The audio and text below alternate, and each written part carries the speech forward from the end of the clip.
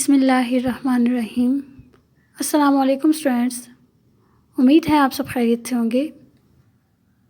Students, آج ہم مطالعہ پاکستان کے باب نمبر 1 پاکستان کی نظریاتی اساس صفحہ نمبر 2 پر نظریہ کے ماخذ کی دہرائی کریں گے۔ اسٹوڈینٹس، گزشتہ لیکچر میں ہم نے کچھ عناصر کی دہرائی کر لی تھی، جس میں ہم نے مشترکہ مذہب اور مشترکہ سیاسی مقاصد شامل تھے۔ آج ہم بقیہ عناصر کی دہرائی کریں گے۔ مشترکہ تعلیمی مقاصد۔ اسٹوڈینٹس، انگریزوں نے برصغیر پر قبضہ کرتے ہی ایسا نظام تعلیم متعارف کرایا جس میں انگریزی زبان کو مرکزی حیثیت حاصل تھی۔ بیشتر مسلمانوں نے اس نئے نظام کو رد کر دیا اور یہ سب ایک نظریے کی بنیاد پر ہوا اور وہ نظریہ اسلام تھا۔ آئیے مطالعہ کرتے ہیں۔ مشترکہ تعلیمی مقاصد بھی کسی قوم کے نظریہ کے ماخذ ہوتے ہیں۔ انگریزوں نے برصغیر پر قبضے کے بعد ایسا نظام تعلیم متعارف کرایا جس میں انگریزی زبان کو مرکزی حیثیت حاصل تھی۔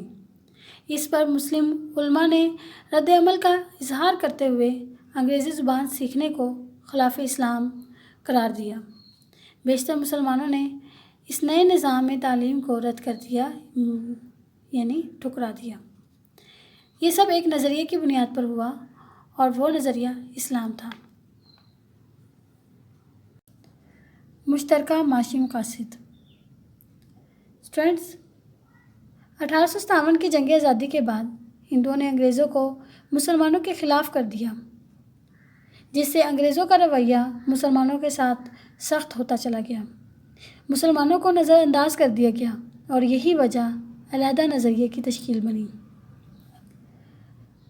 مشترکہ معاشی مقاصد بھی کسی قوم کے نظریے کے ماخذ ہوتے ہیں۔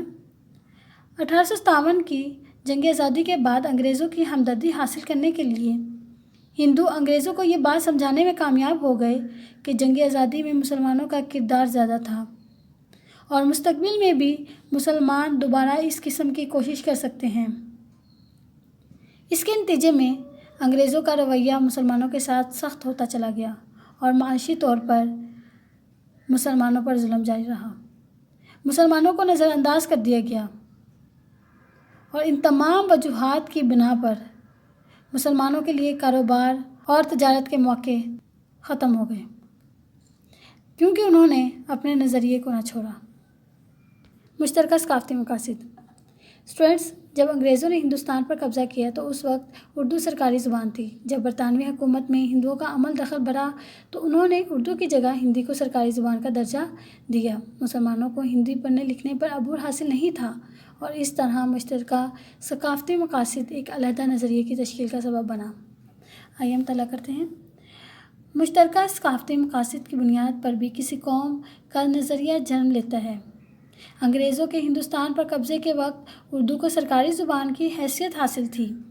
برطانوی حکومت میں جب ہندوؤں کا حکومتی سطح پر عمل دخل بڑھا تو انہوں نے اردو کی جگہ ہندی کو سرکاری زبان کا درجہ دلوانے کی کوشش کی۔ اردو کیونکہ عربی رسم الخط میں لکھی جاتی تھی، لہٰذا اسے اسلام اور مسلمانوں کے قریب تصور کیا جاتا تھا، جبکہ ہندی دیوناگری رسم الخط میں لکھی جاتی تھی، لہٰذا ہندوؤں نے اردو کی جگہ ہندی کو سرکاری زبان کا درجہ دینے کا مطالبہ کر دیا۔ مسلمانوں کو ہندی پڑھنے لکھنے پر عبور حاصل نہیں تھا۔ ہندوؤں کے اس عمل نے مسلمانوں کو یہ سوچنے پر مجبور کر دیا کہ وہ متحدہ ہندوستان میں اپنے تشخص یعنی پہچان کو مزید برقرار نہیں رکھ سکیں گے۔ اسٹوڈینٹس، یہاں پہ آپ کو MCQs آ سکتا ہے کہ اردو کس رسم الخط میں لکھی جاتی ہے، عربی، اور ہندی کس رسم الخط میں لکھی جاتی ہے، دیوناگری۔ نظریہ کی اہمیت۔ نظریہ لوگوں کی سوچ کی عکاسی کرتا ہے۔ اقوام اسی وجہ سے زندہ نظر آتی ہے۔ نظریہ انسان کے ایک دوسرے کے ساتھ قومی حقوق و فرائض کی وضاحت کرتا ہے۔ نظریہ قوم کو متحد رکھنے میں مددگار ثابت ہوتا ہے۔ نظریہ مقاصد کے حصول کے لیے ہر قسم کی مشکلات کا مقابلہ کرنے کی طاقت بخشتا ہے۔ نظریہ مقاصد کے حصول کے لیے جدوجہد کا جذبہ پیدا کرتا ہے اور مقاصد کے حصول کو یقینی بناتا ہے۔ نظریہ انقلاب کو جنم دیتا ہے اور اس کی وجہ سے نئی راہیں نکلتی ہیں۔ اسٹوڈنٹس یہاں پہ آپ کی ہیڈنگ بن سکتی ہے نظریہ کا وجود میں آنا۔ کوئی بھی نظریہ فوراً وجود میں نہیں آتا، بلکہ اس کے پیچھے کچھ واقعات کام کر رہے ہوتے ہیں۔ عام طور پر نظریہ معاشرے کے پسماندہ لوگوں میں محرومی کو ختم کرنے کے لیے وجود میں آتا ہے۔ اسے یوں بھی کہہ سکتے ہیں کہ مشکل حالات اور سماجی دباؤ نظریے کو جنم دیتے ہیں، اور معاشرے میں مشکلات کے شکار لوگ اس کی طاقت بنتے ہیں۔ اسٹوڈنٹس یہاں پہ آپ کی ہیڈنگ بن سکتی ہے امریکہ میں مساوی حقوق کے لیے نظریہ۔ جس طرح امریکہ میں سیاہ رنگت کے لوگوں نے مساوی حقوق کے حصول کے لیے جدوجہد شروع کی، تو ان کا نظریہ مساوی حقوق کے حصول کا تھا۔ ایک لمبے عرصے تک بنیادی انسانی حقوق سے محرومی نے ان میں مساوی حقوق کے حصول کے لیے ایک نظریے نے جنم لیا۔ اسٹوڈنٹس یہاں پہ آپ کی ہیڈنگ بن سکتی ہے بر صغیر پاک و ہند میں حقوق کے لیے نظریہ۔ اسی طرح بر صغیر پاک و ہند کے مسلمانوں نے اپنے سماجی اور سیاسی حقوق کے حصول کے لیے جب جدوجہد شروع کی، تو اس کی وجہ انگریزوں اور ہندوؤں کا ظالمانہ رویہ تھا، جس نے مسلمانوں کے اندر آزادی کی لہر پیدا کی اور مسلمانوں کے لیے علیحدہ وطن کے لیے نظریہ وجود میں آیا۔